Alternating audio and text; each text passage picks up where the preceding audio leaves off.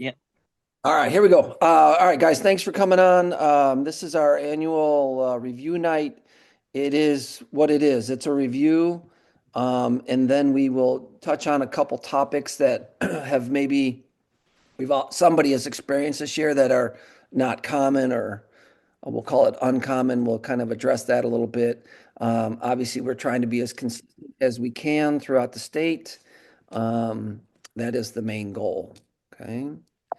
If you have a question, just unmute yourself and say, "Hey, wait a second, what about this?" Or could you explain that? Or most of it, though, really is review, and we're gonna kind of actually go a little faster, 70 slides. We want to be done in an hour and a half at max, and so I've spent too much time on that first slide.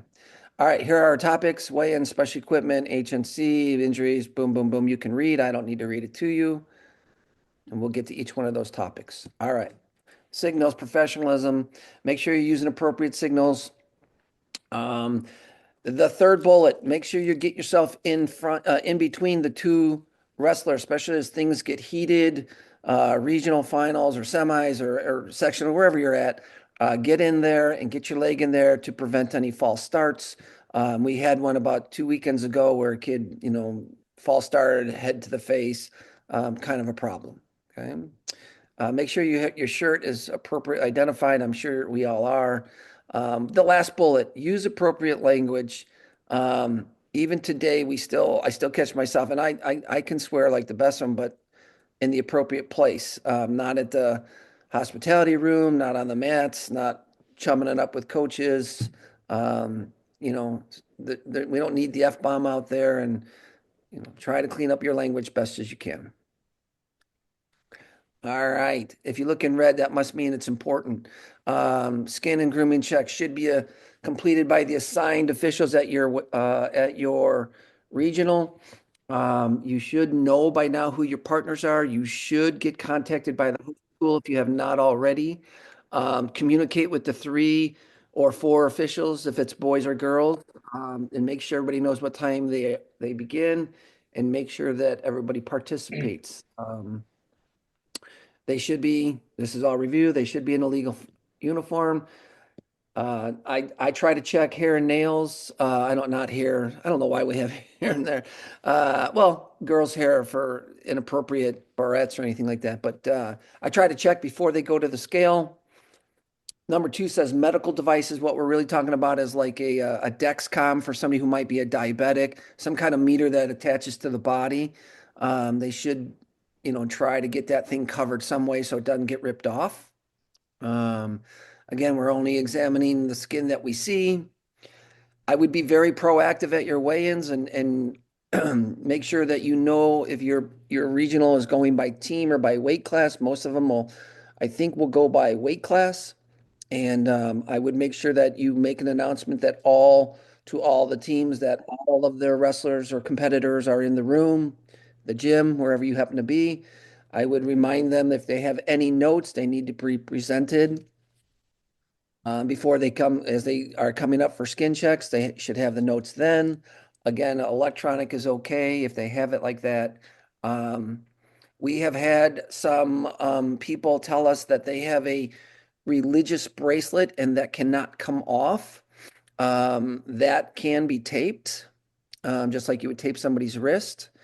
And then some of you have already heard, but Bill mentioned it. If they have a cheek or a nose piercing that they cannot get out, it's considered permanent. A full face mask is an option. I didn't know this existed, but if you see number 6, it says silicone. Some of these girls are able, well, maybe boys, are able to take the nose ring out and put a silicone replacement in there for it, and that is okay. It's soft little silicone, and I guess it keeps the hole open. Okay, but like Bill said earlier, and I know some of you were not on, a tongue piercing is not allowed at all. It's a choke hazard for that particular wrestler, and earrings are not allowed at all. Sam has said no to those. Okay.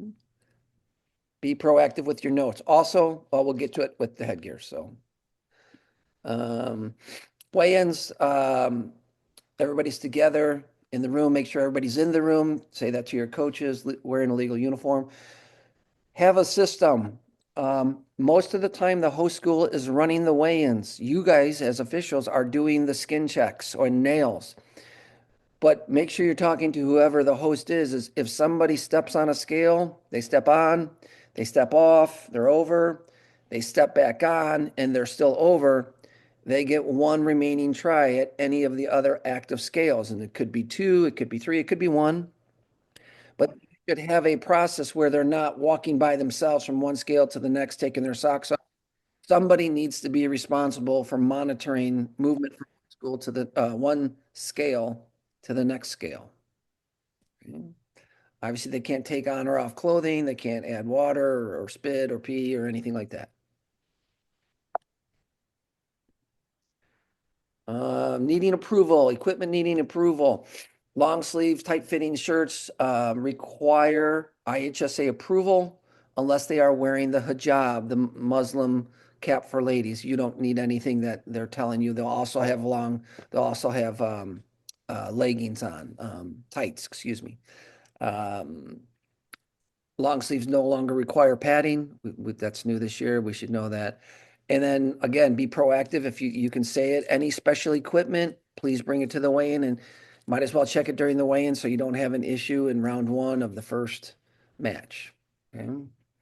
Uh, if you're doing a girls regional, I continue to penalize girls that come out with a hair tie on their wrist, technical violation, take a second off the injury clock. It counts as an injury timeout.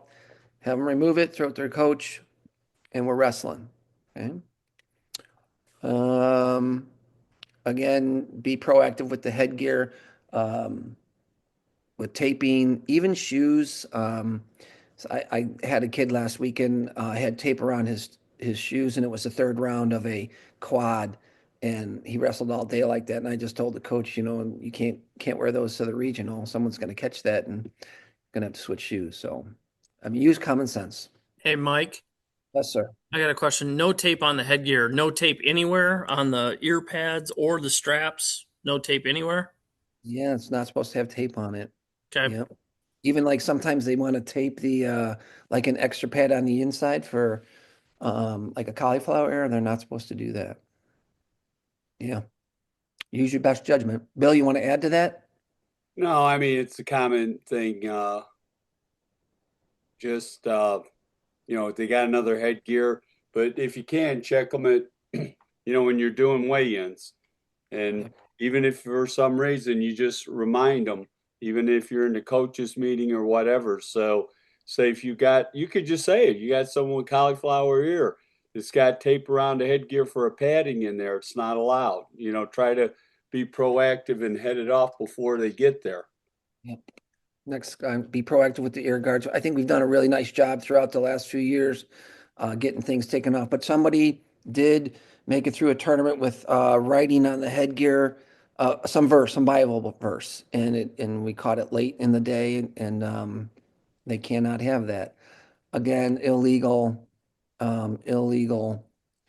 I might as You well do got this. you got that other one? I'm going to do it right now, Bill. All right. Um,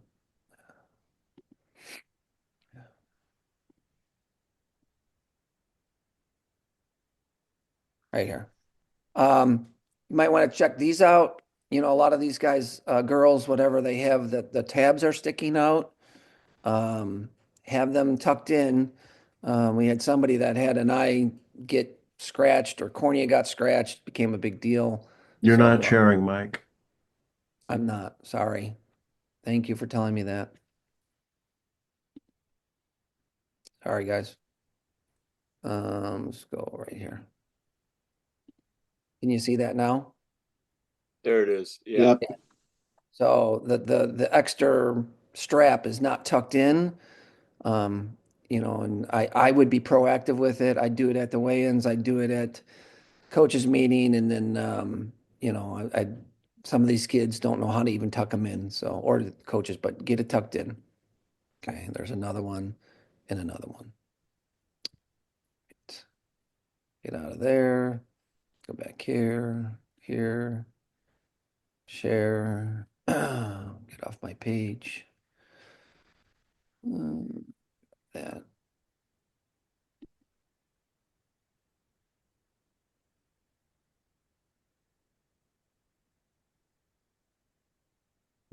Okay.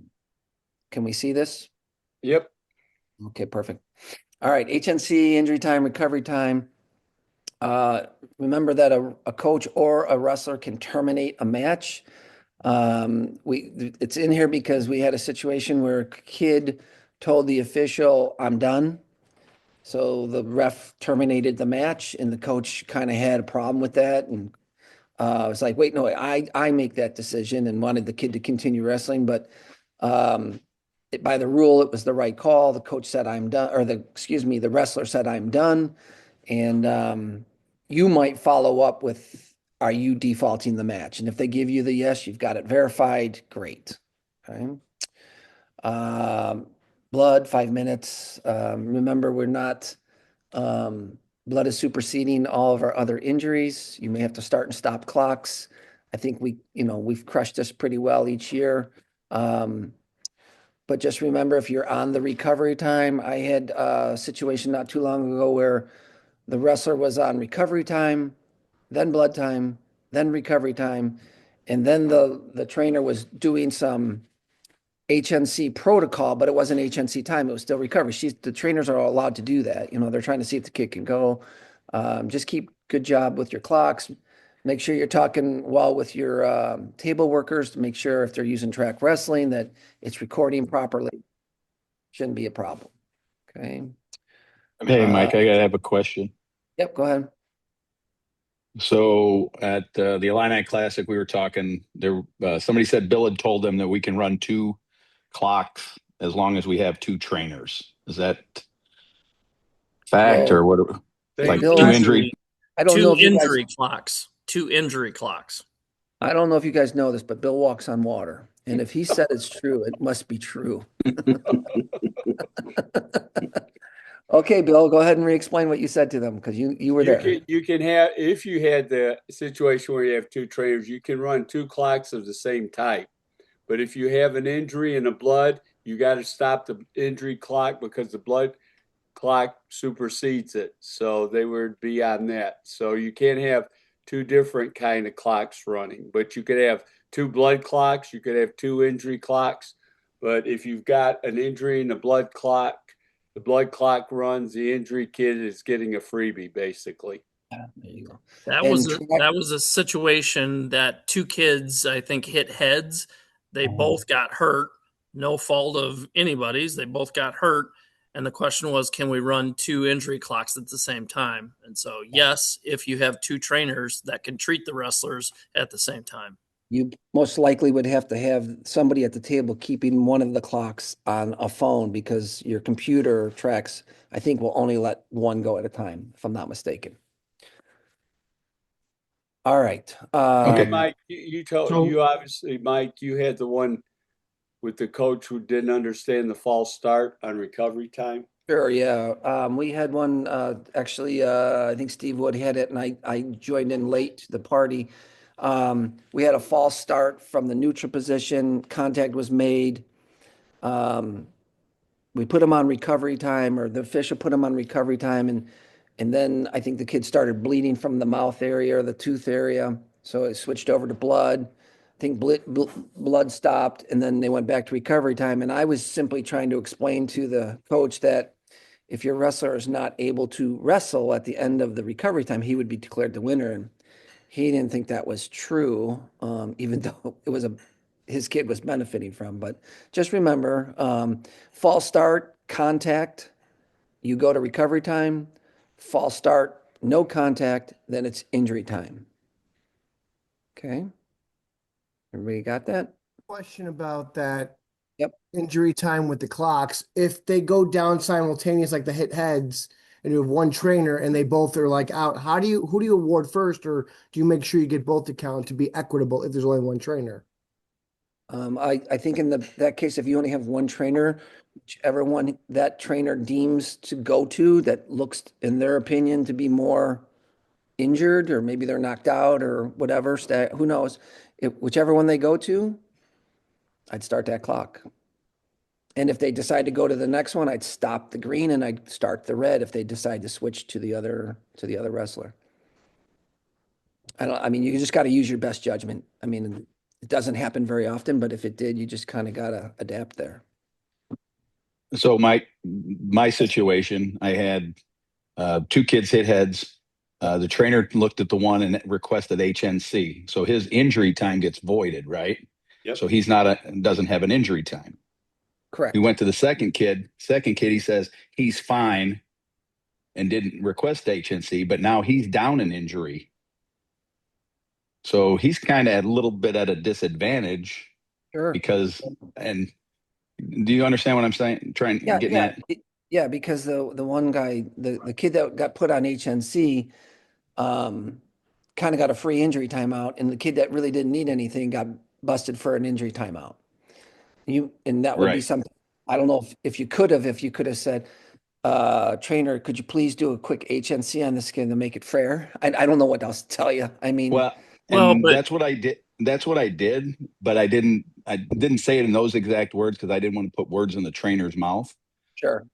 But he asked me later, "What were you trying?" And so I explained it to him, and he understood. That I little loophole. Yeah, I don't know if SMAC at the Federation will ever get to the point where they are going to allow an injury time to actually be counted, even though we move over to HNC. I'm not sure I don't know where they're at with that topic. I think it will get talked about this off season. I don't know if it will ever be changed. So I you don't can really. look at it though. The kid that has the HNC time, if he hits his head again, he's done. Yep. Where the other kid that went on injury time, if he hits his head again, he's got an HNC time still in the bank. Yeah. Yeah, So but if that second kid needs his inhaler, now the other kid gets choice because it was a second injury time. Right. true. True. It's Yep. It's not- all of those are true. It's hey, called wrestling, gentlemen. It happens. It happens. yeah, it's not always fair. Remember to give the timeout, the time increments. Most of the time, if they have a display on track, you can just tell coach, there's your time right there and remind them.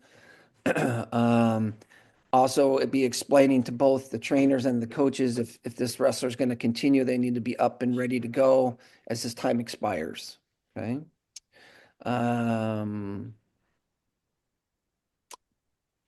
don't want to talk too much about this, but during the recovery time, if somebody's on recovery time and they're not going to continue and they want to default, it is supposed to be done prior to the expiration of time. Okay. And that's a slippery slope if you start talking about it, because Yeah. sometimes, Don't coach them into it. yeah, you don't want to be accused of talking the coach in to say, like, hey, your kid's going to get taken away here on a stretcher. You want the other kid to win. You don't want to get into that conversation. Most of the coaches don't know the rule, but that is the rule. So, all right. All right. This happened. We learned a little bit this year. Bleeding HNC, defensive wrestler. If the defensive wrestler is injured or bleeding and it's an imminent situation, you haven't gotten there, but you think it's imminent, obviously they're going to get 2 points.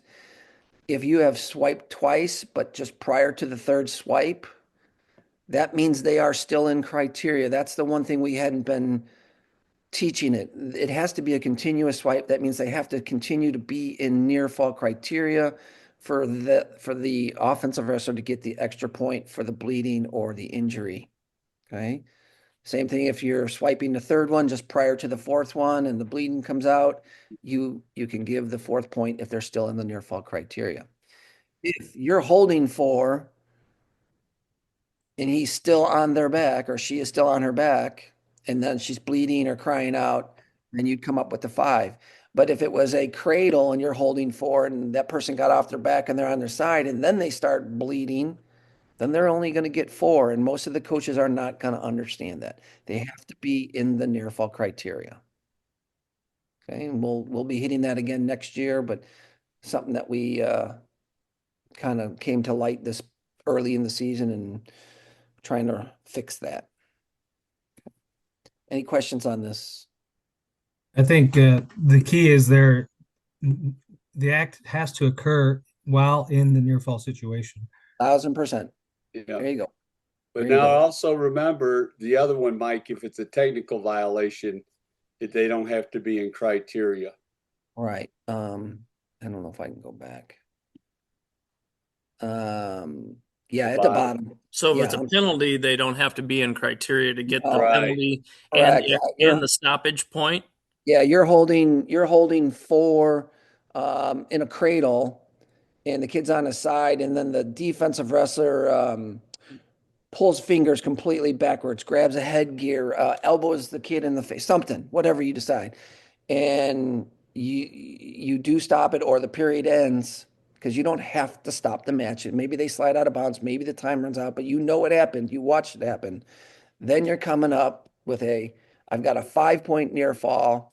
I've got 1 point unnecessary roughness or technical, whatever the kid did. You're penalizing the penalty that the defensive wrestler did. And you have to stop the match for that. So I'm holding a cradle, I'm holding 4 points, and the defensive wrestler elbows. I see it. I'm going to award the extra one. He's able to break the grip and belly down, and they keep wrestling. I have to stop that match, and I score the 5 near fall and the 1 for the unnecessary roughness. Mike, I got a question for you. Yep. Go ahead.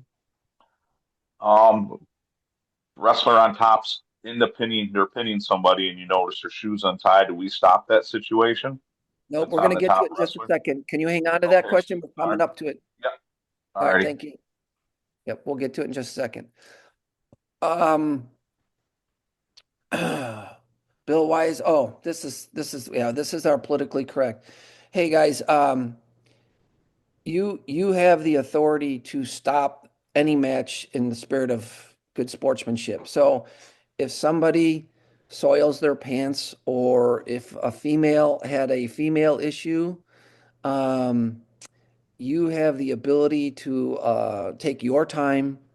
Because remember, they're not continuously pooping, so you would start an injury clock, but then you would stop that clock. And if they have another uniform, that's your time. If they can go and get themselves cleaned up and into a different uniform, you can allow that. Okay. It's just something that pops up every once in a blue moon, and we're just making a small blanketed statement for you. Okay. What if the referee poops? What did you do last time when that happened to you, Kenny? That's why Bill wears Depends, guys. Oh, here it comes. I just All right. smelled up the place. All right. Imminent means, okay, we kill this topic. And imminent to each of us is different. Imminent means it's about to happen. Imminent takedown. If you feel like he's going to secure a takedown, then it's imminent and you can score it. If you think he was about to escape, you can score it. If you think he's about to get a reversal, you can score it. That's only if somebody's crying out, or if somebody's fleeing the mat, you thought it was imminent. It's either got to be a flee or a takedown. Okay. I don't even like that slide anymore. All right, fleeing the mat. We showed one last week. Jason Sally had a nice one. Rear standing, neutral kid pulling himself to the boundary line and then does a forward roll out of bounds. As long as Jason thought that that wasn't going to be an imminent scoring situation, he's good to come up with the flee. If that guy had tried 5 returns and couldn't get him down and then he took himself out of bound, maybe that's a stall. But that is your decision. You make the decision. If you think that takedown is imminent, you score the takedown. What you can't do in bullet 2, you can't score a flee and score a takedown. It's got to be one or the other.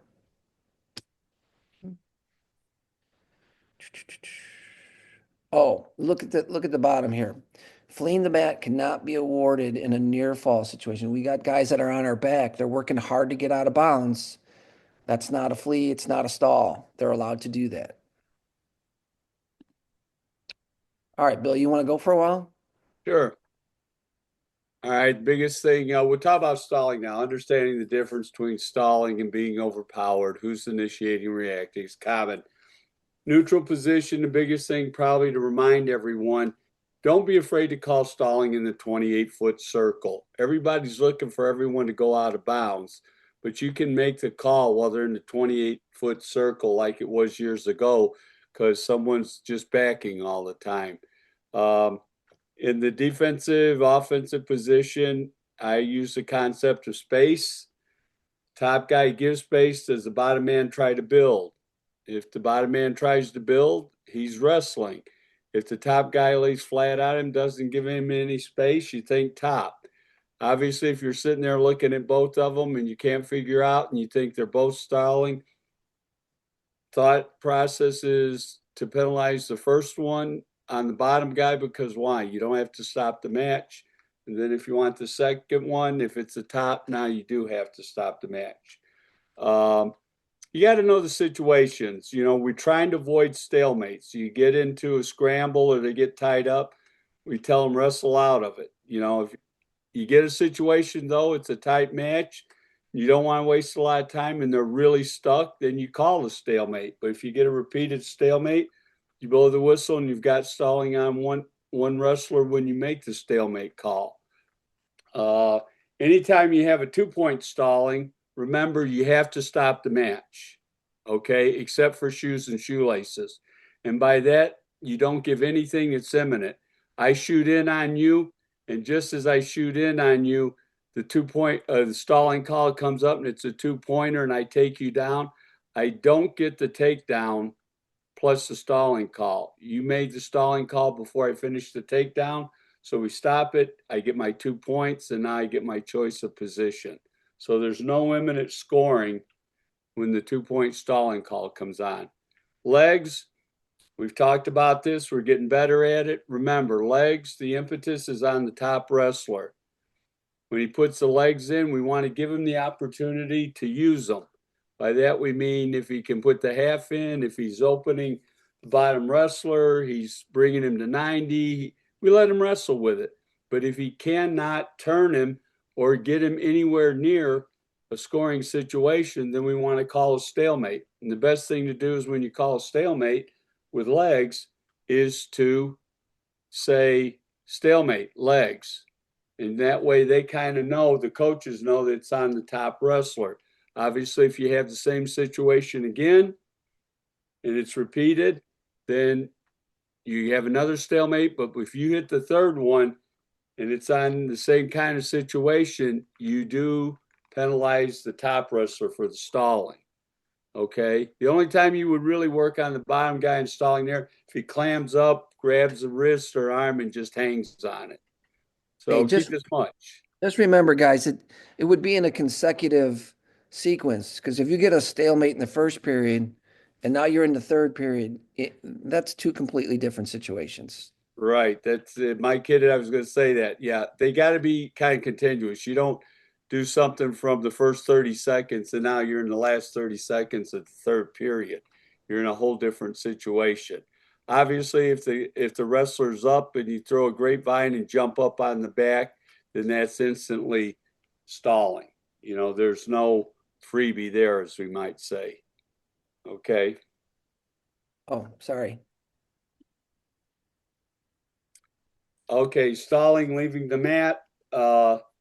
We've gotten a lot of people kind of chime in and situations coming this year about kids purposely touching the floor to get the match stopped. And, you know, some officials will say, you know, what can we do about it or whatever. The key to stalling is you're looking to get a fresh start. Usually when you go to bounds. Remember years ago, what would coaches say? Oasis, fresh start, look where you're at. And then when the kid would go out of bounds after the coach is yelling Oasis, we basically put up the stalling for warning.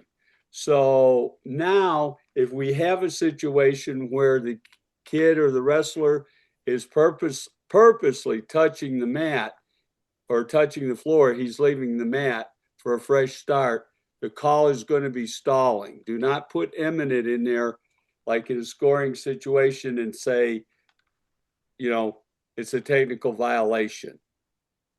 It's different than there. They're just sitting there, you're holding one leg or whatever, and the coach goes, look where you're at. The coach look where you're at. And the wrestler purposely reaches out and touches the floor, then we should assess penalty for stalling. And you see it tells you there, coach giving instructions. The obvious ones, look where you are, oasis, fresh start. Coach yelling, get out of bounds. Wrestler purposely touches the floor. Referee or the wrestler looks at you and says, hey, ref, and touches the floor. Well, he made the call pretty easy for you. You can easily make that a stalling call. Now, the biggest thing to remember this, we have gotten into a situation when we're on the edge of the mat, they're hanging one toe in and we're saying action, you're still in bounds, keep wrestling. Okay, if they're not wrestling and wrestling aggressively, but just trying to burn the clock, you have two options here. Is someone trying to stall and just bleed the clock? I'm winning 3-2. I've got you on the bottom. I'm trying to lay on you and just keep a toe in there. If there is no action, stop the match. Because it's a 3-2 match, that kid doesn't have an opportunity. He's just laying there bleeding the clock. And I can see a wrestler wanting to touch the floor because it's like, I need to get a fresh start. I don't have a chance to win this match. So when there's no action on the edge with no opportunity to score, stop the match and move the action back to the center. Okay?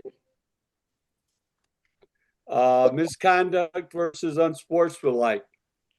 At this point, it's just a quick review. We know, where does misconduct happen? The table. Okay? And misconduct is on the head coach. If assistant brings to the table and you assess a caution or a misconduct, it goes on the head coach. And the important thing here is anytime you assess a penalty, make sure the coach is aware of it. Sometimes we've seen unsportsmanlike or misconduct assessed when the coach has his back to us and they don't know they've had this assessed to them. So it's your duty to make sure it's recorded and it's assessed. Okay. But be better than that, Bill. You somehow your crew will have to make a decision on how you're going to get it to the head table because they have to know track is not going to accommodate by deducting points. And it just happened. We just had a situation this past weekend where the head table had no idea that a kid was penalized. So you can have a piece of paper. You could write it and have one of the table workers run it up to the head table and give the name or the weight class or the coach or whoever whatever the penalty is, but make sure that they have it somehow and then communicate with your crew either by text. That's the easiest way. But yep, you beat me to it. All right, next. I'm just trying to speed you up because we got another 100 slides and you're going too slow. Here we go. All right, watch your coach on the bench.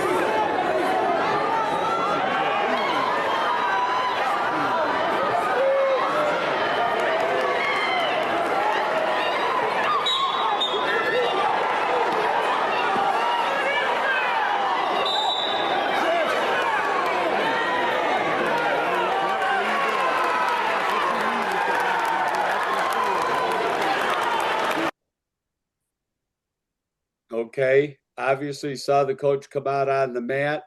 There's been some tension here, and it's the right call. And sportsmanlike conduct.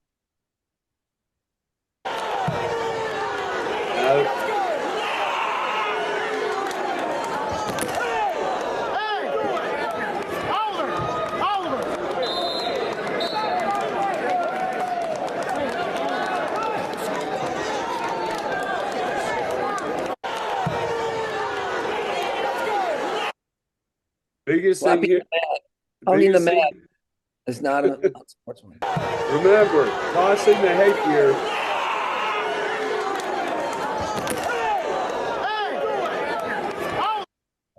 Remember, tossing the headgear over to the coach or just throwing it underhand, that's not throwing the headgear.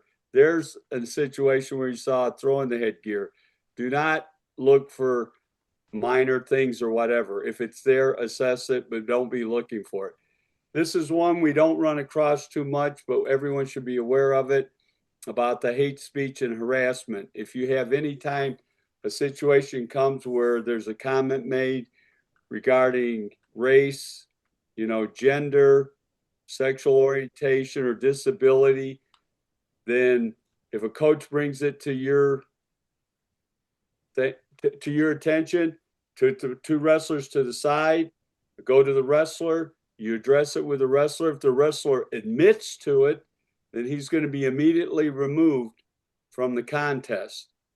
If he doesn't admit to it, then he's going to be told with the other coaches of what has transpired. And if you hear anything going forward, that it'll be an automatic ejection.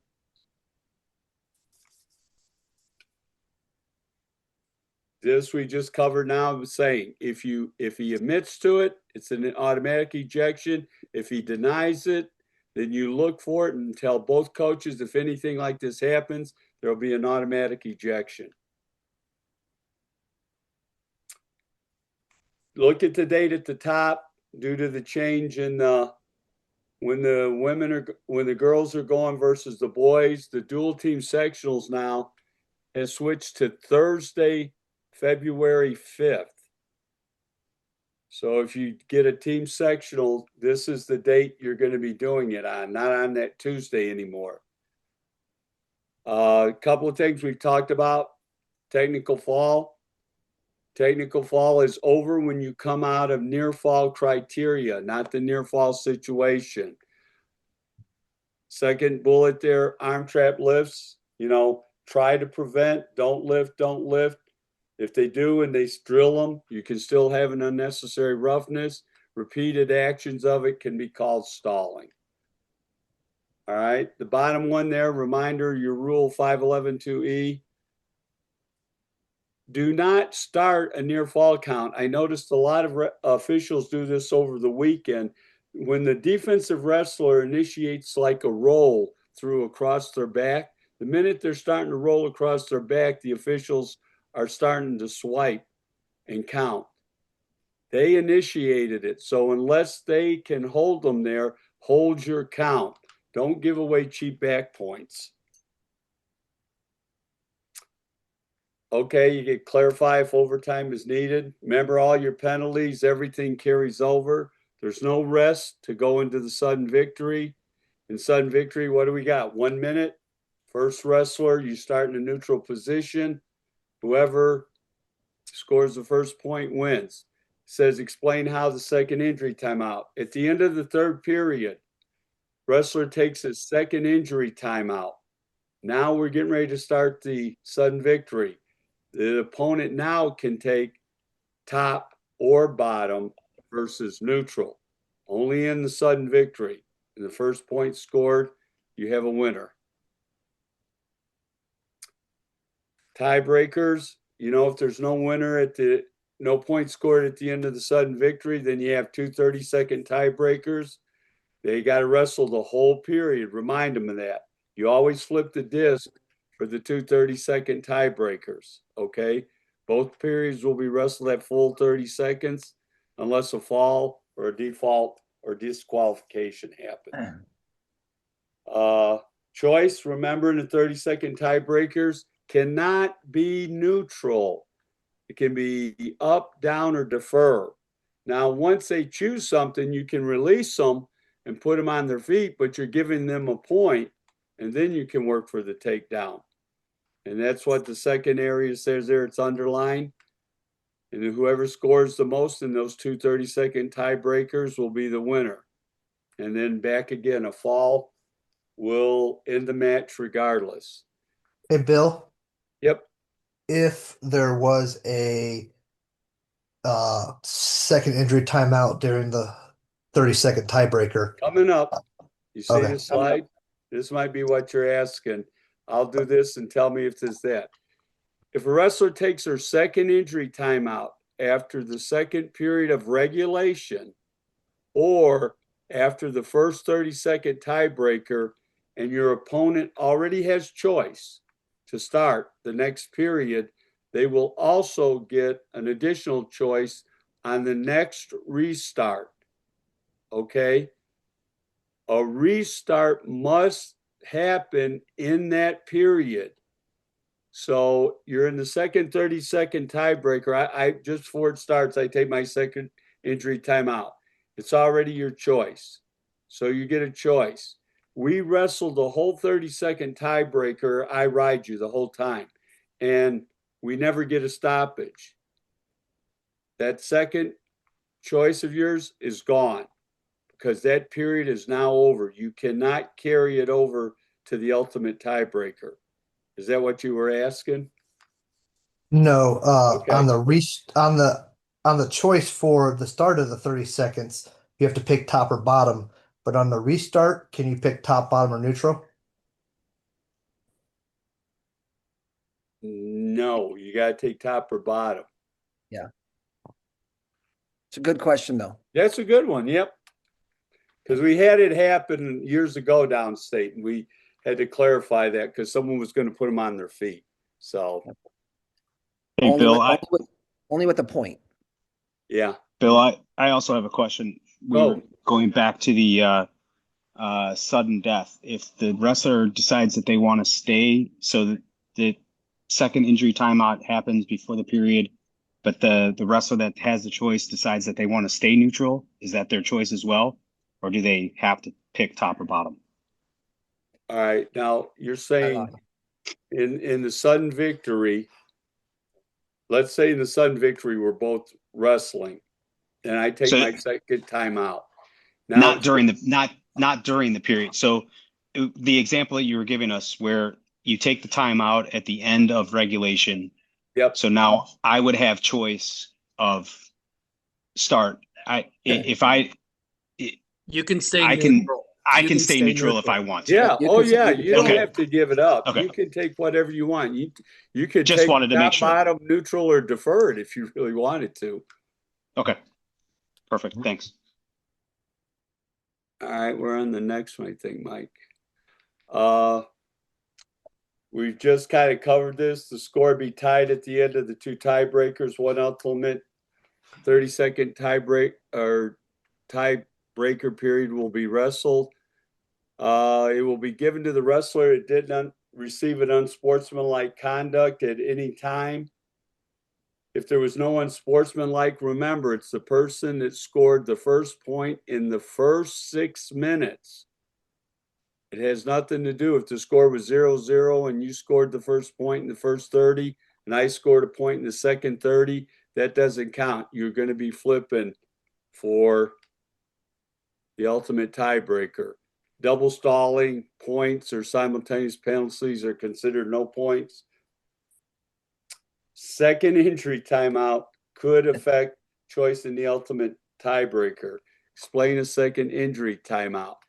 Obviously, if you took your second injury timeout before the ultimate tiebreaker, it's going to be your opponent's choice unless, they have a sportsmanlike conduct. Now, I ride you for 25 seconds and then I hurt my ankle and I scream out. The referee stops the match and it's my second injury timeout. You now, my opponent, can come from the bottom and take the top, and all you have to do is ride me for 5 seconds and you win the match. Make sense? Any questions? Okay. Actually, I did have one. So kind of going back to what you said, if they take it at the end of the second 30 seconds, would that not during that last second, at the end of that second 30-second, then if that's a second, the other person would get the choice. Would they also get the restoppage account too, or the flip? How did that work? No, there wouldn't be a flip there. Okay, they would just get choice. Okay. Yeah, you would just get choice unless you have an unsportsmanlike conduct assessed against you. Then you wouldn't. It would stay with me. Okay. All right. We're talking about this in the Sun Victory. You're still working to score points. Everything carries over. Make sure the stalling call is obvious in these 3 periods.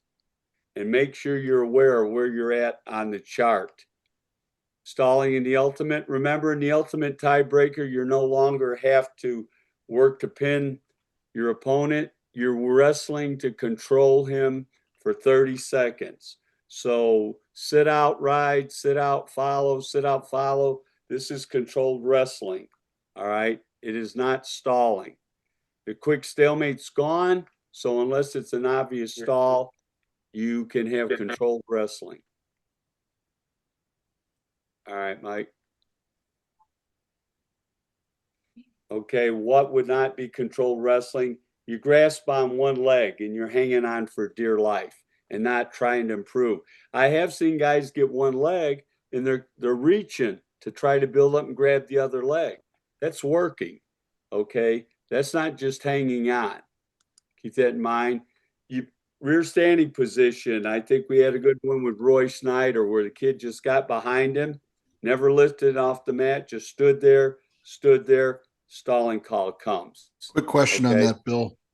Yeah. So grasping the leg, I think we discussed this at the last video meeting that we had, where the first time they do it, we should be, I don't agree with it, but that's what we decided on, that it should be a stalemate the first time he grasps one leg and doesn't try to improve. No, not in the ultimate. If you not in the ultimate. In regulation, yes. In the regulation, yeah. If you feel he's hanging on or whatever to create a stalemate, you can be there. But at the same time, if it's a situation where all period, he's been doing nothing and he's hanging on there and he's not trying to improve, you can come up with the stalling right away.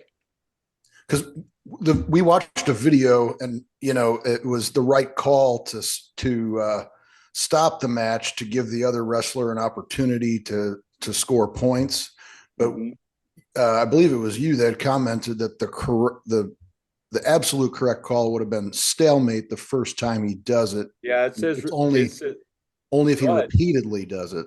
Right. The book says holding on to one leg repeatedly to create a stalemate situation repeatedly is stalling. So yeah, if it's a tight match and you're going to do it, don't let it go long. Call that stall or call that stalemate and get him up again. And now you're saying in the ultimate tiebreaker, the first time he does that, it's stalling. Yep. You let it go. Improve. They don't improve, it's stalling. Yeah. Okay. And for the record, I think it should be that way in regulation too. But... Well, you can say they were stalling. So just kind of keep that in mind. But yes, definitely in the ultimate. All right. Next one. Making me nervous, Bill. I'm making you nervous? No, well, go make ahead. Yourself. Well, now you want to be potential? I can. It's up to you. You want to keep going? Or... It's 7:50. Well, I'll jump in for a little bit. All right. There we go. We hit this pretty hard in the clinics this year. If you look at the bottom, our job is to protect the wrestler. So we've let things go further than we probably should have in certain situations. We showed you about 5 videos during the clinics where at the end of the sequence, the ref is yelling trainer and the kid's not moving. Okay, we put a couple of them in here. Here's one, carotid. Okay.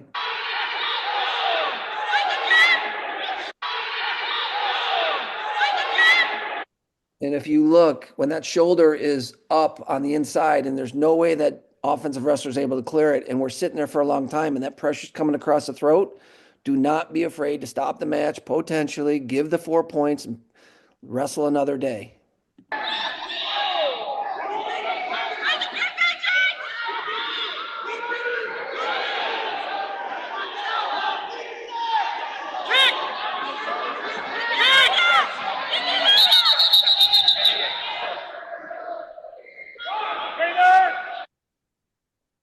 Okay. Here we go.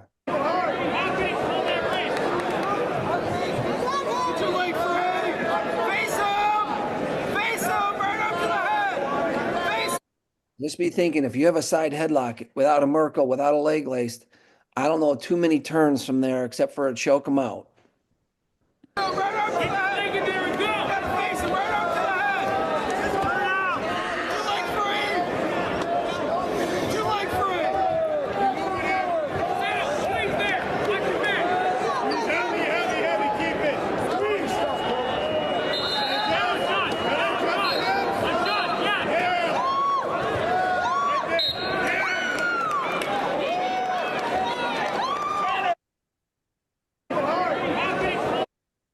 Okay.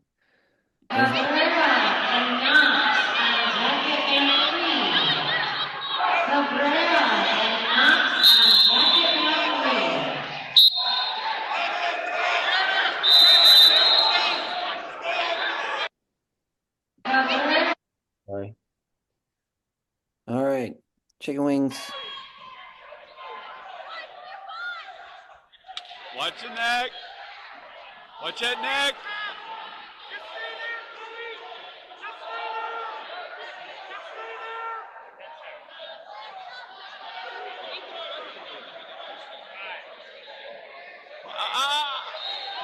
Watch that head. Okay. Get it stopped. Give them their points. Get it stopped.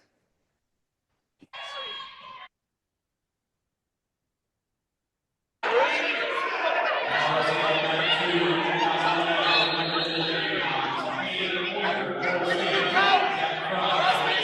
don't know if you can see, but that leg is still trapped up on the inside of his hip.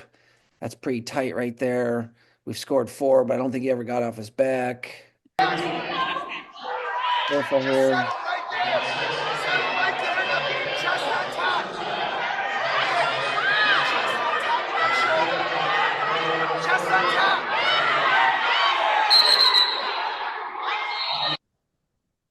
Could have stopped that a long time ago. And I think as a whole, we don't want to take kids off their back, but we have to let them wrestle another day. Okay. Some of us catch this. There's a few girls that do this pretty often. They come in and they get into this head and arm, and then they step. Like in this slide right here on the bottom left, frame 3, or well, go to frame 2. They step behind the kid that's in the blue singlet, and they're going backwards. We are supposed to try to get that thing stopped ASAP. Okay. And if we don't, you can see right down here, the official should call unnecessary roughness, penalize accordingly.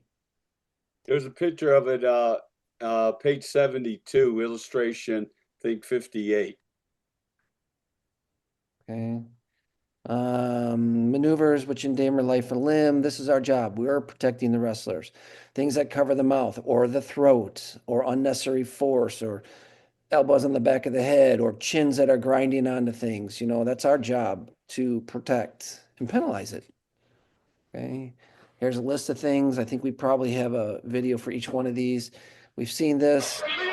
Not much question here.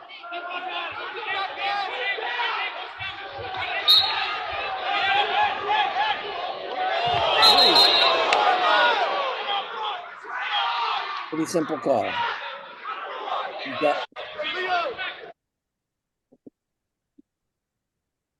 Josh comes up with an unnecessary roughness, which is fine too. It doesn't have to be a legal slam. He comes up with unnecessary roughness, same penalty.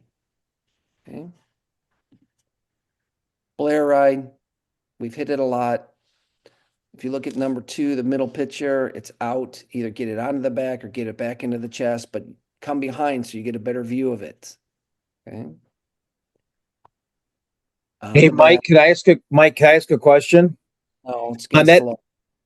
on that illegal slam on that slam. Yeah. But if you call unnecessary roughness and that kid is hurt, there's no recovery time there, correct? Sure, 'Cause there if you is. didn't- Yeah. Anything unnecessary Okay. roughness or illegal goes right to recovery time. Okay. You All right, hit thank somebody, you hit somebody, hands in the face, or a forearm to the back of the neck. You come up with an unnecessary roughness, you score the 1, and then you call the trainer and you do recovery time. Absolutely. Okay. Okay. Up your shoulders.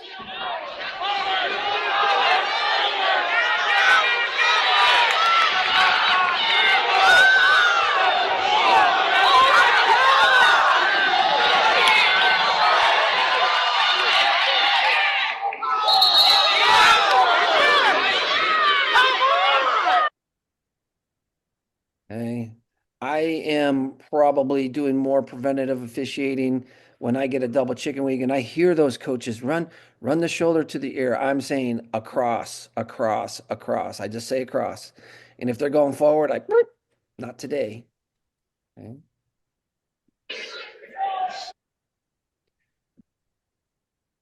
I would just say know the difference between gator wrestling or taking the knee the wrong way. And I think this is taking the knee the wrong way.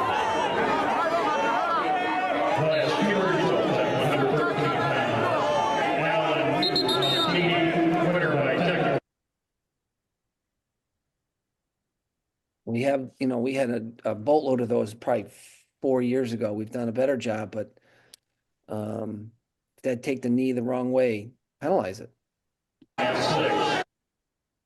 We've seen this before. This is just a neck wrench.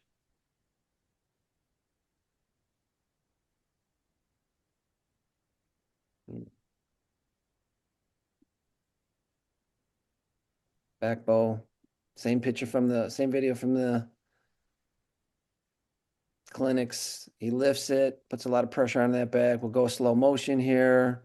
Shoulders planted. That's a lot of pressure on the lower back. Okay. Illegal by application. All right. Culotte, 3/4 Nelson, side, you can call it a lot of different things, but make sure you see where they're clasping their hands. Are they on the carotid? Okay, and you can see this yellow box. Head official should move in and drop to the level to check the throat and neck. Stop for potentially dangerous sooner than later. Okay, it's okay to stop it. So you think they're choking them out? Stop it. Okay, junior high, 3/4, they got the leg trap. A lot of times their hands are on the back of the neck. Much safer than when it's off to the side right here. Like, oops, we actually got one here too. Oops, I forgot about it.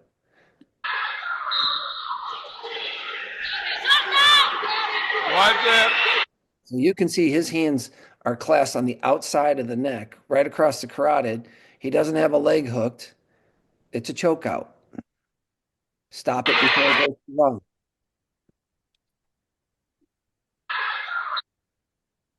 Okay, leaving your feet. We hit this pretty good this year. Cut back. Obviously, it's illegal. Be looking for it. Same. This is their play pick for it. Reaching in the middle picture here, reaching with the hand behind the knee, that is okay. Okay, that little cradle that they do. Not new. Leaving and jumping on the back of the knees or the shins, it's illegal. Using your shins on the back of the knees are illegal. Okay. We got this here.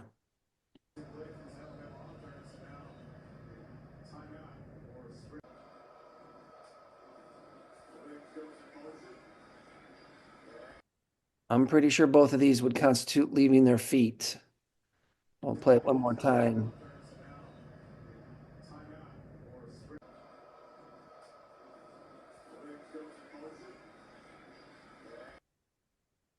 I use this during the clinics. Single leg in the air, I'm looking for a cutback. That's when I am.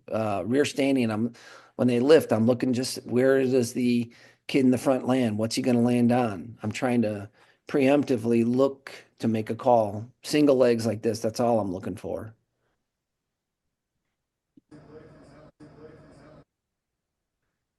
This is the real bad one. This one's edited, so you won't.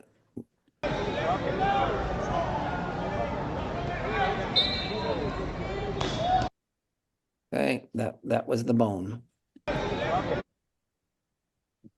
Strikes on the back of the head. Okay, don't let them grind them. And if they do it, just penalize them. Don't warn them, hey, easy on the, just penalize them. Don't let them do that. All right. Assassin. Almost all assassins start from what position? You should all be able to say the front headlock. Almost all of them.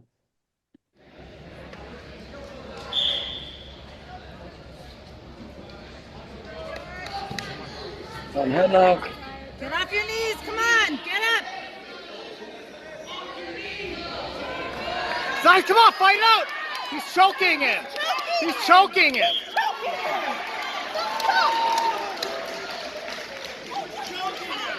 He's choking him, dude.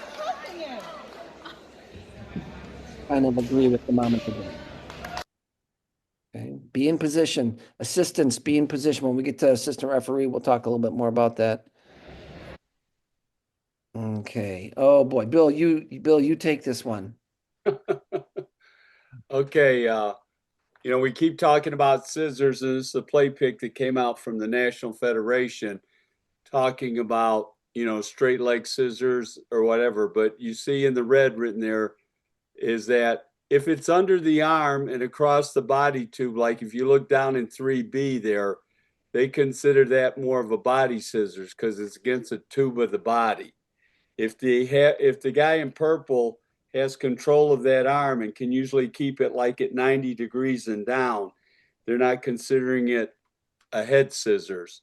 So we put up in there in red visual indicators. If the leg is under the armpit, it is considered a body scissors and is legal.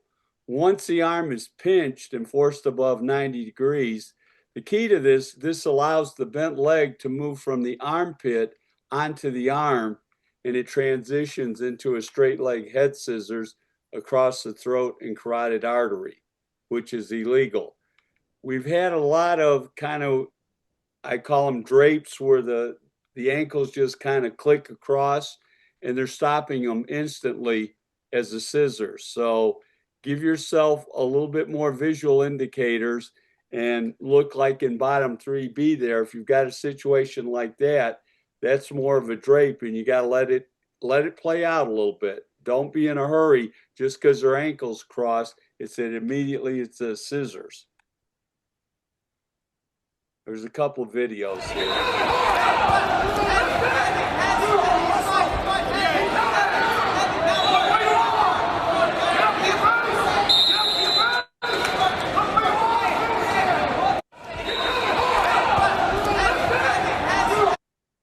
And I think we as officials have caused this right here. Right. Because that kid's like, oh, that's illegal. What are you going to call this, ref? But you can see the one leg's down under the armpit, and Federation would say that's the tube of the body. Not an issue there. Or also through there. And here's another one. Kind of different. It's up by the neck. It's a little bit more. Wondering what the yellow band on his wrist was. Yeah, I don't know.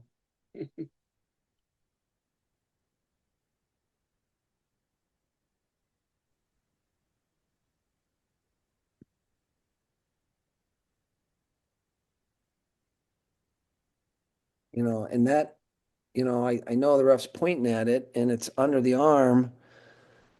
I think as we move forward into next year, we're going to try to get more video, more examples to help you guys and help ourselves, because we're all a little all over the board with this one. But think of if it's under the arm and it's under 90 and it's around the tube of the body, great. If it's up by the throat, the neck, the face, then you're probably thinking it's illegal.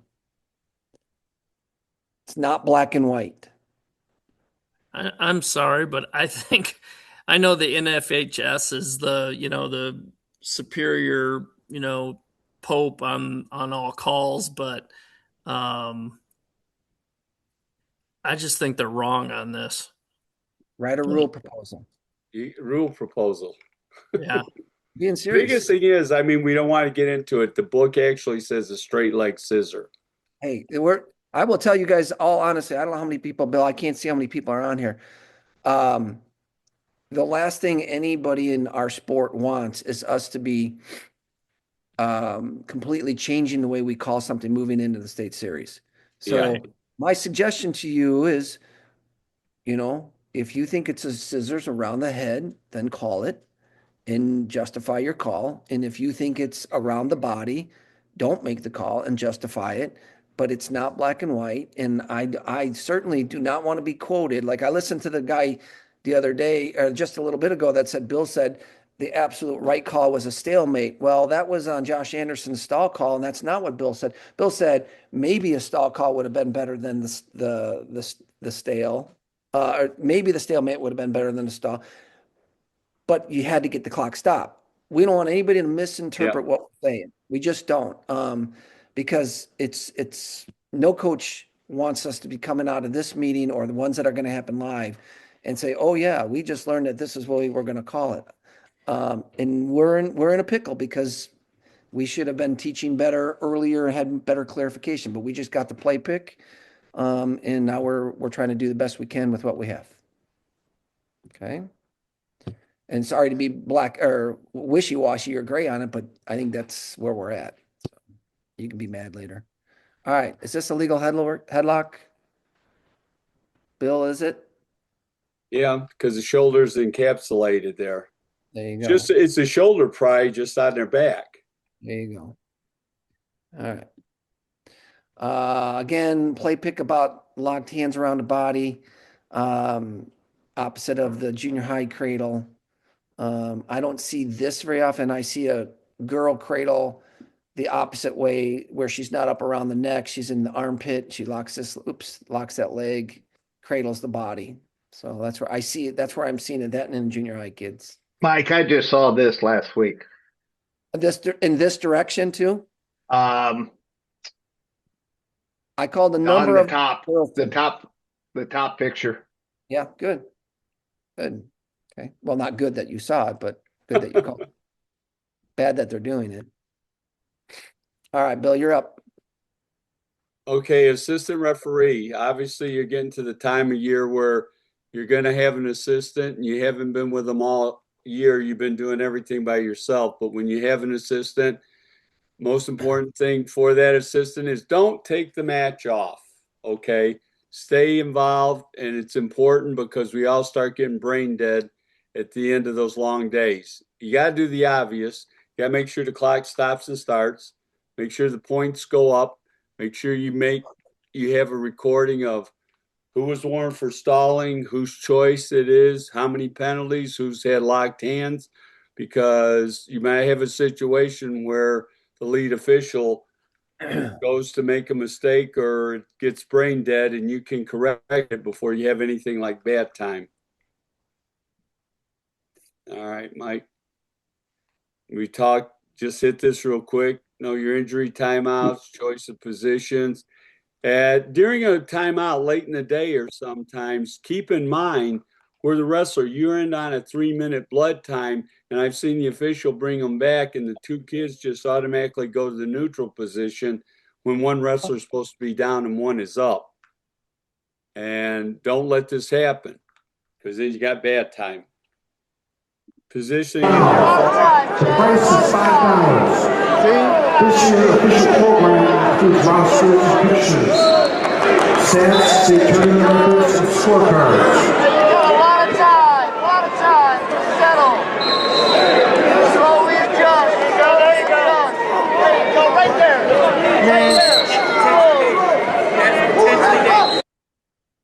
See, there's a situation where Shane was in the right position, watching the throat. He saw the wrestler in distress.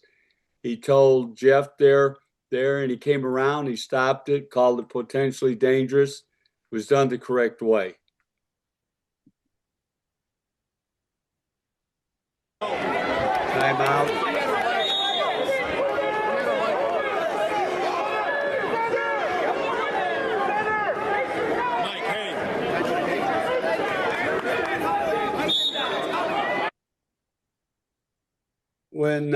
Obviously, when the official gets called to the table, the assistant should go to the center and make sure you're there with both wrestlers so you keep an eye on both of them. If it's an extended timeout at the table for any reason, you have the right to send them to their chairs if you want to. If you want to send them there, and then if they start to give them water, give them permission to go out of that 28-foot circle so they're not dripping on the mats.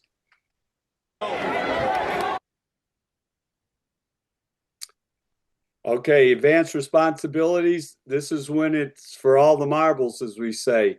You got to know what to look for. Like in a near fall position, you have to be up. You have to be saying good on top. Everything looks good here. Watch him. He's cutting his he's not letting him breathe. So the official on the mat can look for it. Potential dangerous situations.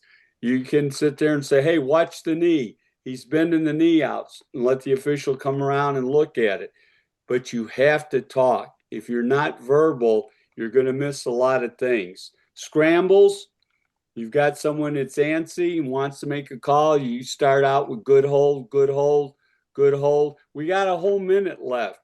We got a whole minute left. Then the official knows we got time to let it settle. You know, the time's coming down, and your assistant says, I'm good with it. I'm good with it. Maybe you're thinking it's a takedown, and now you hear your assistant say, I'm good with it. Then you pull the trigger and you score it. So on the edges, don't be caught reffing out of bounds looking over the top. You, as the senior official or the whistle official, needs to declare a side so your assistant knows which way to go. One thing Mike even mentioned, and I learned from a while back and didn't think about a lot, when the time is running down, as the lead official, you should try to put your back to the clock so the assistant has a clear view of the clock and can count it down for you. I wouldn't visually count with hand signals, because if you're off, it looks bad. So you can sit there 2, 3, 3, 2, 1, and then the time when he comes up at the clock. So keep that in mind. Communicate between periods. It's an easy thing. You can go up there in between periods and say, red's been warned for stalling, green's got locked hands. And then I put that in my brain. Oh, God, I forgot that I warned the guy in the first 30 seconds for stalling, so that when you come up with the next stalling call, it's going to be a point. Be there for stalling and fleeing situations. You have to be, as an assistant, near those boundary lines to be of any help. Okay. Bill, I had this twice. I had this happen twice to me this season, working with a younger official who was assisting me, and they would do a good job with time, but they thought that was their only responsibility, was the time. And when action is happening late in a period, you should be able to get yourself to a position where you can get to 3, 2, 1 time without looking at the clock, because all of us on the whistle would prefer to have you have an opinion. Did he secure that leg before time? Did he wrap his hands around the waist before time? And both times my less experienced official said, I don't know, I was looking at the clock, which is nice, but I need their help.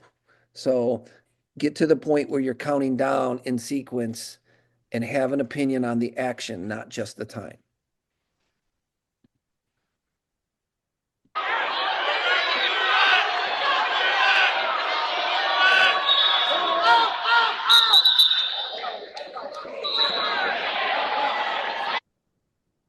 I think he communicated that quite well.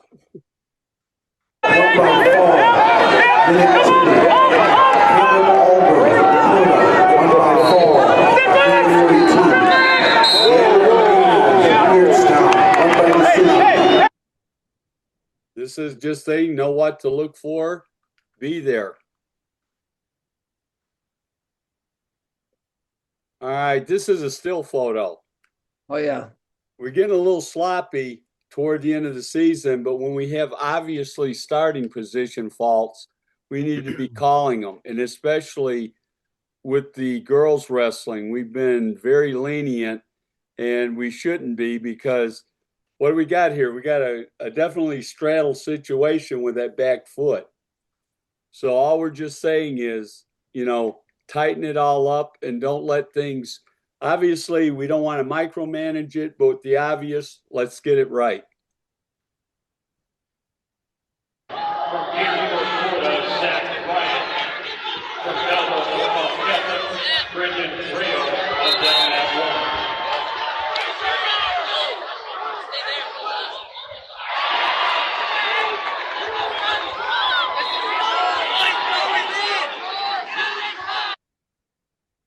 See, perfect situation there.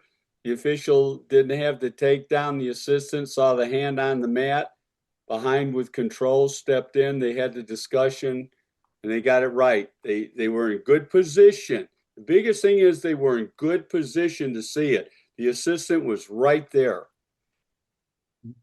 Bill, I don't know if you said this earlier, but some of you going into the regionals, when you get to that third place match, you haven't done a lot of assisting, but if you're the assistant and you have an opinion, you need to go to the lead official at the appropriate time and say, hey, I think they were out of bounds. I think that was control before they went out of bounds. I think whatever. Don't be afraid to at least tell him your opinion, because you just get it right. And he's got 51% of the vote. They might say, yeah, I didn't have it that way. Okay, great. But at least you spoke up. Don't be intimidated by somebody who maybe has more experience than you. Right. I always try to tell all assistants, you owe it to the kids. You owe it to the wrestlers to get it right.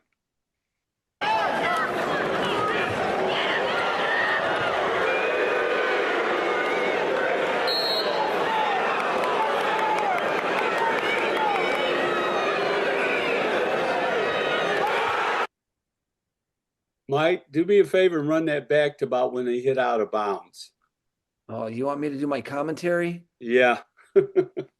Okay, the moral of the story really for me is if you're going to be on the mat, and this is a state final, but I'm talking about your regional finals, your third place, you have to be hustling at all times. So, and I'm talking like, where's the assistant? Where's the assistant? Where's the assistant? Not in the frame yet, not in the frame yet, not in the, now they've landed. Okay, all I'm saying is you have to be close enough to have a really good opinion. That's all I'm really saying here. You know, be there for your partner, be there, hustle. We've always said this when you are on the state floor or anytime you're the assistant in regional sectionals, you will probably work harder as an assistant than you will the lead official. It's just the way it is. All right. You got this? You want me to talk? Well, either that or, I mean, basically, here we go.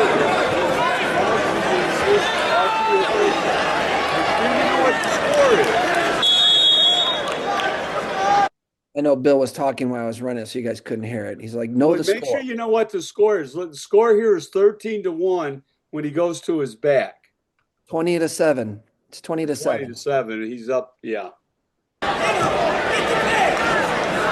our award winners at 106 pounds should be making their way over to the area. Okay. The minute he came out of criteria, the match should have been over. Most of us are saying to our partners, hey, a 3-point near fall will end it. A 3-point takedown will end this. 2 to end this. We're giving them that verbal so they know when these points are scored, it's a tech fall.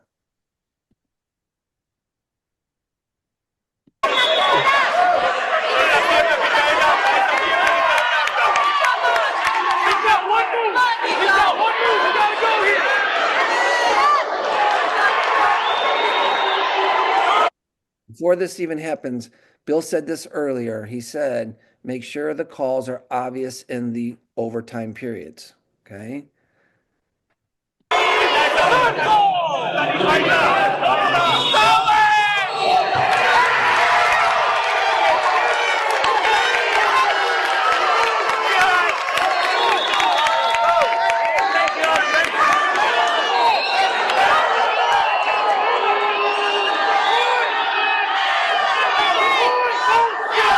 Okay, just so you know, the official, he didn't realize that stall ended the match. It was the second stall. It was a 1-point sudden victory. It ends the match.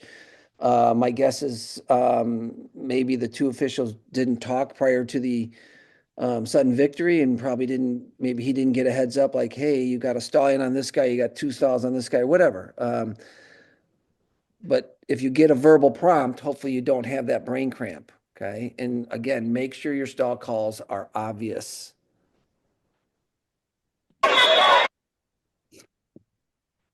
Go ahead, Bill. Well, I think you kind of might hit on it, and we've talked about it back and forth. If you're doing a good job as an assistant, you're probably more exhausted than being on the whistle, because you have to think about all the things that are going on. You don't want any bad time. Remember who's got choice, who took top, who took bottom.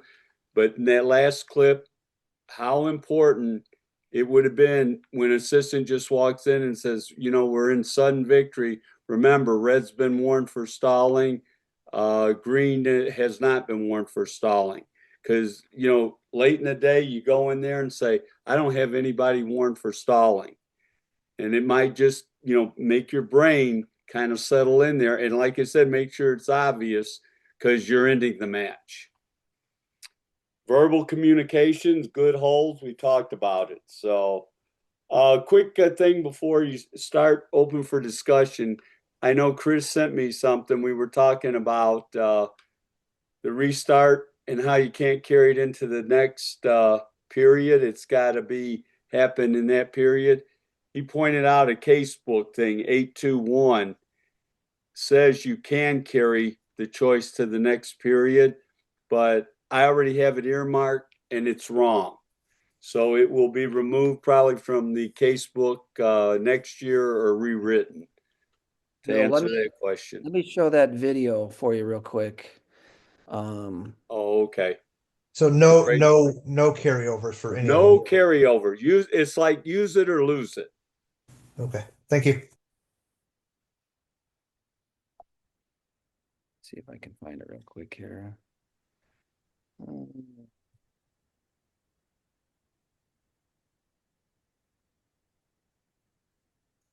Yeah, this is a pretty good clip here. White single kid, I think, has a cradle here. Stand your head!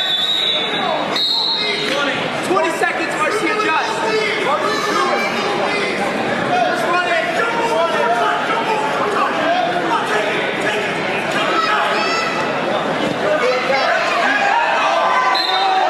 Keep it locked. Keep it locked. It's still control as long as he keeps it locked. It's nothing. Okay. And the commentator on the video is correct. Once the cradle was established, he has control through the whole action. Could possibly get pinned if he was actually pinned, but if he's not pinned and he still has cradle, he's still in control. Okay, that just happened this past weekend. Let's also point out, Mike, if you want to, I don't know if you want to take it back a little bit about, should there have been back points given there? Oh yeah, I don't know if he ever did. Does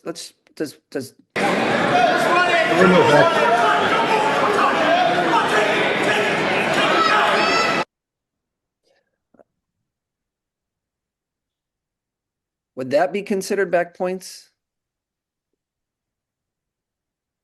Can you get back points if you're through the body of somebody else? No. Not within 4 inches, but yeah, only if the body's less than 4 inches. I did not get near corners. Okay, Ryan, is that Ryan? You did not score? No, I did not score near corners. Okay. And then no change in control, no points awarded. Yep. That's well, what I if thought. you got a bonus, you got it all right. Yeah. Thank you. It's exposed to the mat. I try my best. Okay. Go back here. Stop sharing. Okay. What else, Bill? You've got I think there are some. Has dual team sectionals gone out? I think they have. Yes. And I think there will be more because I think there's still a site that has not been determined. And it's one of those 3A ones that is probably not going to land up in the suburbs. It might land in central Illinois, but I don't think that's been determined yet. So don't be surprised if you get an email from Sam that they're looking for dual team sectional officials, but I couldn't even come close to tell you where it's going to happen at. So does anyone have any questions going into the postseason? Anything that's happened? Well, Bill, before you ask that question, I got a text from Brett. Did Bill just say you could defer the position choice after the second injury timeout and give the injured opponent the choice on the restart? Yeah, if you want to. I guess that would be your option. So it's your option. I don't know why you would, but Well, I had I so I did have two scenarios in the same match last Friday night where um one scenario was the wrestler took an injury timeout, like second period, something it seemed to be a gas tank break. And then at the end of the sudden victory, no takedowns, good action, no takedown. He takes his second injury timeout. So I look at the coach and the kid. I said, your opponent will have the choice for the two 30-second periods. I said it nice and clearly. And at the beginning of the first 30-second period, the other wrestler chose top and was able to ride that kid for 30 seconds. And then the second one, the kid that took the second, he's saying, we want down. I'm like, it's not your choice, it's their choice. And the coach kind of looked at me. I said, second injury timeout. He took it, he gets both periods. And so the other kid took down and he ended up getting away. So just remember, they happen and sometimes you're not thinking clearly. So try to take your time and think about that. The other one, which was a pretty decent question. I had a kid winning by whatever he was winning, and he picks up and brings him down legally. It's a takedown to the back, and it creates a tech fall, but the defensive wrestler is injured on the bottom. He had gotten the wind knocked out of him. So I stop the match. I score the points. It's a tech, but I start an injury clock just out of habit. And the coach says to me, of the kid that's going to win, he goes, if he's not eligible to wrestle after a minute and a half, is that an injury default? And I said, no, coach, it's got to be a tech fall because the tech fall was earned prior to the injury. So just, it can happen. Questions can happen like that. I thought it was a really good question, though. He's just trying to get the extra team point. So if you guys have other questions, thoughts, things that happen, scenarios, we'll be on. You can, shoot them out there. If you're roughing this weekend or the following weekends, good luck to everybody. I am still in need of some IHSA people at Summit, which is Argo High School, and a couple of regionals like Chicago South Horizon, something or another. I've never heard of it before, but it's somewhere by the city. Could use a little help if you could text me if you're willing or able, that'd be great. So, all right, the mic is open for anybody. Otherwise, you guys are free to go. Sorry. Yeah. I have a question. I have a question on how we're going to call the hand to the floor. At least for myself, and I can't speak for everybody on this call or anything. At least for myself, I was under the impression that during the course of the season, we were calling that as basically smart wrestling. We weren't definitive on calling that stalling when you reach out to the floor. And now it seems like we've made that decision to call it stalling. But I think that's going to be a different call than what we've been calling the whole season. And if we're going to call it that way, okay. But I think we all need to do some coaching of coaches in our head official talk at regional time across the board. We need to make sure every coach understands, like, now that's a definitive call. If you reach out and touch the floor to stop action, we're going to call it stalling. Well, I think, Dan, what you got to remember here, we put it in red and underlined. It says purposely. If there's any kind of doubt or whatever, you let it go. But if they purposely do it, we used to years ago when a coach said Oasis, look where you're at, get out of bounds, and the wrestler went out of bounds. What did we do? We called stalling because the coach purposely told him what to do. So if you have a situation where the coach, you're hearing the coach saying, look where you're at, If he says touch the floor or something and the kid does it, then it's an easy call for you. But we're saying purposely does it. And I think the reality to that topic is the kids are getting smarter and the coaches are coaching it smarter. And we're always seem to be a step behind them. Like think of different moves or choke MMA things that we've been behind them as they do things and we catch up to them. And I think I think you're under the letter of the law, because if you think that they are doing that intentionally or directed by a coach, they are purposely delaying the match. And that is considered stalling also. So you're under rule supervision. We just haven't been in a position very similar to the head scissors to have a blanketed statement throughout the whole state because we didn't get it covered in the beginning of the season. Can I follow on to that question? Yeah. Is grabbing the edge of the mat the same as intentionally touching the floor? No, if you grab the edge of the mat, that's considered a technical violation. That's very spelled out. Touching the floor to stop the action, I think you're delaying the match. But I don't disagree with you, Mike. I don't disagree with you at all. I just for myself, I know I haven't been calling that as stalling.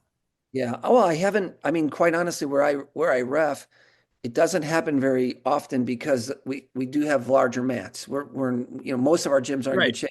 Yep. But you get anything like the state floor. Now that'll be different because we have new mats. But the state floor, I can flip my hips from being headlocked and my foot goes and touches the floor. You're going to tell me I did that on purpose?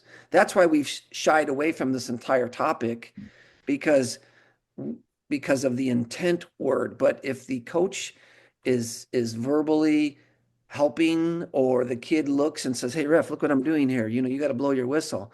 That's pretty intentional, and I think they're intentionally delaying the match. I think you're under support to call a stall if you feel so inclined. Hey, Mike, how about if we change the word from intent to intentionally touching the floor? Well, we didn't use either one of those words. We used purposefully. Mm-hmm. Because it's hard to gauge intent. Exactly. But you can tell the difference when a kid, if they're just wrestling or if a kid is intentionally touching the floor to stop a mat. Well, he did it on purpose then. Purposefully. Right. Yeah. So again, it's going to be your call as an official what's happening in that particular match. You don't want intentionally to get mixed up with like imminent. Someone's all of a sudden leaving the floor and he intentionally touches, or leaving the area intentionally touches the floor before being scored upon. And now you're going to be lighting them up for a point. This way, at least purposely, we're leaving it under a delay of match and keeping it under the area of stalling.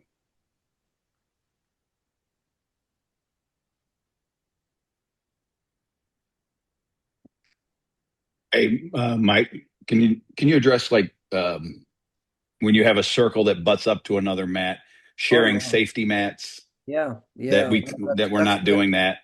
Yeah, you should. Part of I had one. Yeah, I had one at Southwest Suburban this past weekend where they intentionally took the safety mat of a gray mat and they butted it up to so the circle went right to the next mat, and it was like, guys, if they're on the other wrestling surface, I'm killing it because we're not sharing safety mats. And that would be a topic that our head officials should be covering with their crew and the coaches in the coaches meeting. And if you're not understanding what he's saying, if we're on our circle and I get thrown and my body lands in another mat circle, doesn't matter if there's anybody wrestling on that mat or not, we blow it dead. You can score it. You could blast double me and pose your toes and have my ankles and I fall on my butt and I fall on that other mat. There's your 3 takedown, but we blow it dead. We restart them. Even if that mat is shut down, just be consistent through the whole thing. But you have to communicate that with the coaches so they all know, so they're not caught off guard when it happens. Okay. Mike, it sounded like he said there was a safety mat between the mats and he landed on the safety mat. No, they took it out. They took the safety mat out. Yeah. Well, no. So you know how the 8-section mats have that extra section off the edge Yeah. of the circle. Well, the third mat did not have the extra section. They were trying to share the safety mat between the two, and I told them, no, we're not going to do that. Okay. Well, I probably would have used. Well, I don't know what then mat. I mean, you got to use your then you common sense there. well, So then you get into, like you were saying, sometimes you do, sometimes you don't. If wrestlers were close, how do you share a safety mat? And it was distinct because they were two different colors and they were two different mats. Yeah, that's a little different too. I think a lot of us are going to run into that in the gyms. Right. And that's why I brought it up, Mike, because I know with smaller gyms for regionals, you're using 3 and sometimes it's not. Yeah. Well, whatever the crew decides, because there's not me personally, if there's a safety mat, I'm going to allow wrestling as long as it doesn't enter into another circle. Yep. And the other action might have to get blown dead if it's coming my way. But if you guys as a crew and the coaching staff think like, we just got to blow it dead, then blow it dead. Just make a ruling on how you're going to call it. I thought you meant the two circles were very close to each other with no Yeah, safety. I did too. That's what I thought you meant. Well, and without that that circle went right to the edge of that mat.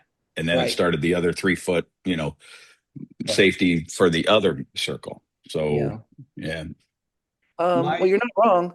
You're not wrong with what you did. You verbalized it and you did it. That's fine. It's not. Mike, I just sent you a message. You see the headgear in there? Oh yeah.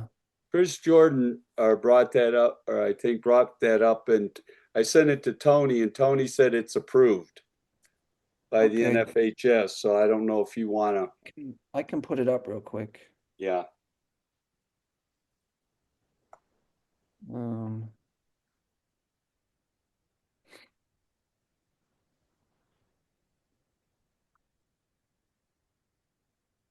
So to answer, if you're still on, Chris, it's okay.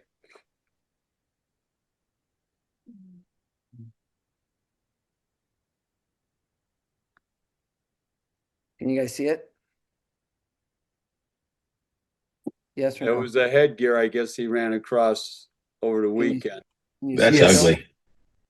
It has a thing that covers it that clips back onto that. That's the back of his headgear, right? Yeah. Yes, that's the way it tightens down. Yeah. Kind of looks like Darth Vader's inner head cover. But that thing above it that has like an L that actually closes down over the button. Yeah. Oh, it's like a closed door. I got you. It is Darth Vader's helmet. Nice. So that it is legal. Tony says they are a sponsor with the NFHS. It's legal. Thank you. I'd like to ask Bill for a clarification on a comment that you made earlier. When you were talking about the top guy has legs. Yep. And to make the question as easy as possible, is there a time where you would call stalling on the top guy without calling a stalemate first if he has legs on? Or is he always going to get a stalemate first?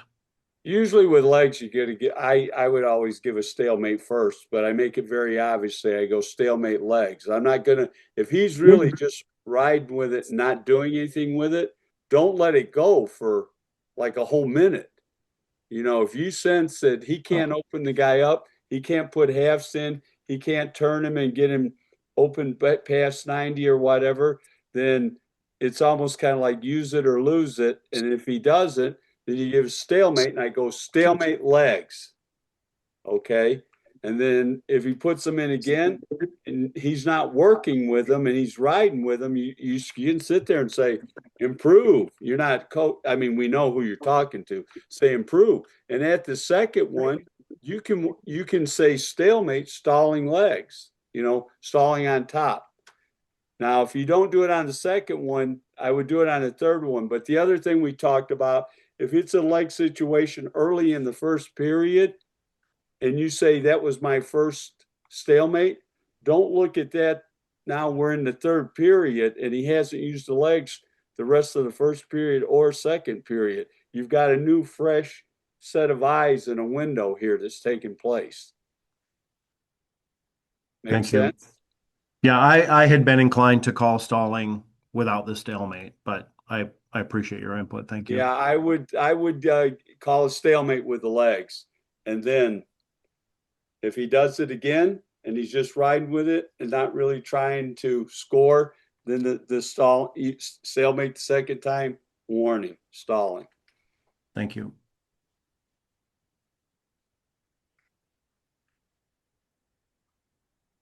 Any other thoughts? Anybody? Come on, some wild things had to happen to you.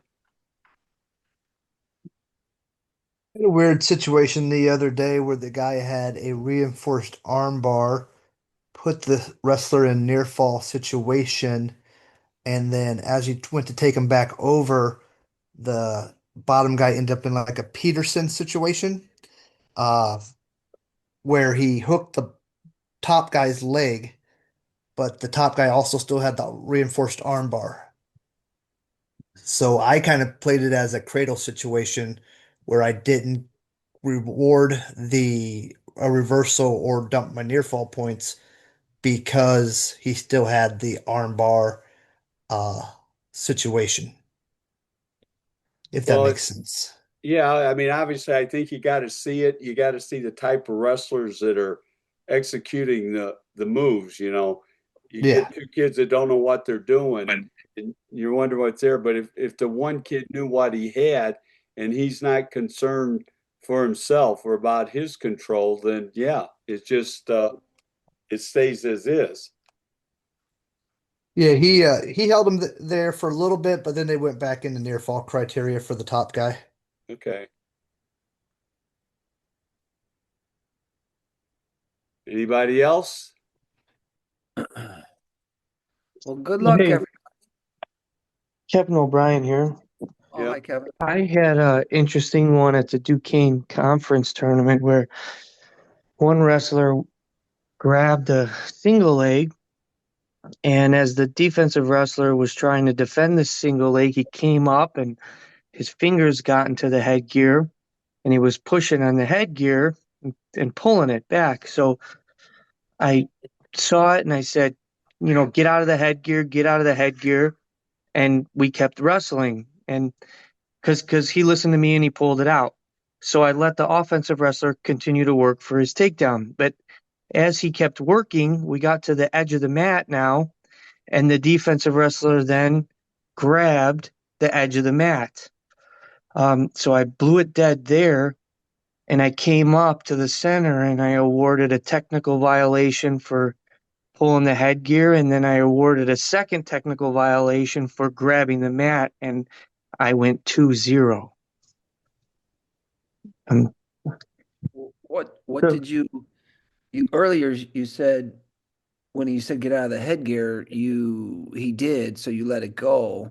Did you feel like it was a technical violation that you were going to penalize? Yes, And yes, I did. You probably could have signaled that you were going to do that. I did.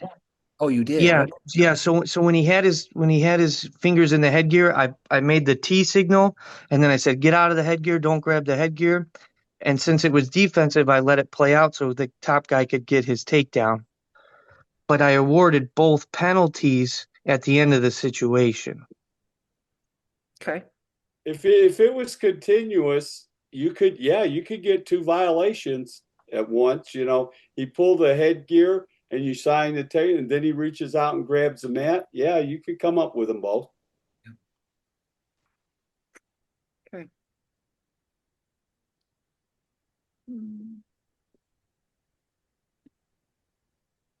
Anybody else?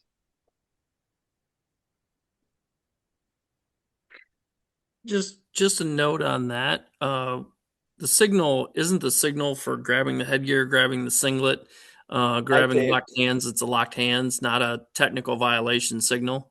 Right. Yeah. So that's your proper signal that you should put up is locked hands.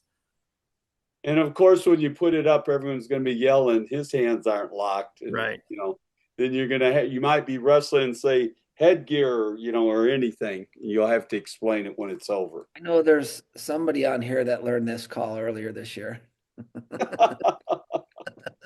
Yeah, you're supposed to stop at any time your assistant does it. I'm kidding. Don't do that. Don't do that. It was funny.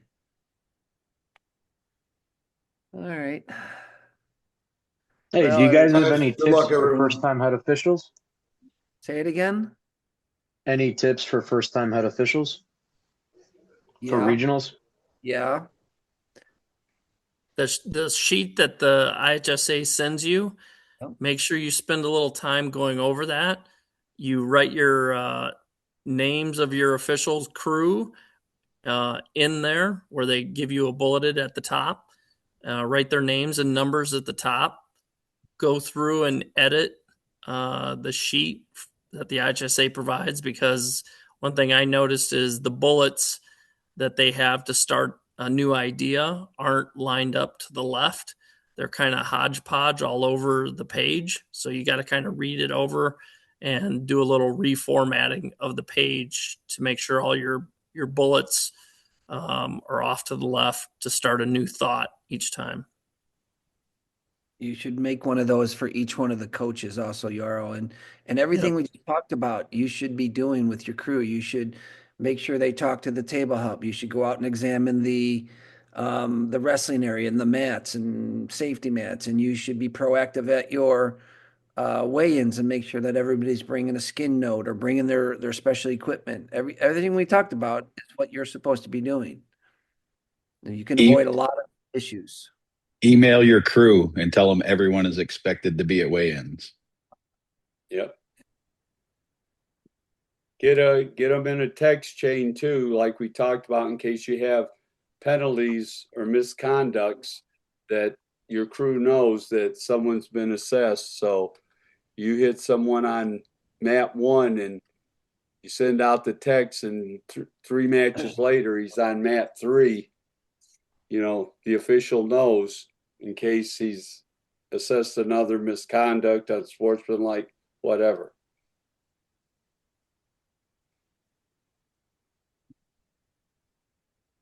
And then print enough copies of your sheet for all of your coaches, plus probably about 10 extra or so.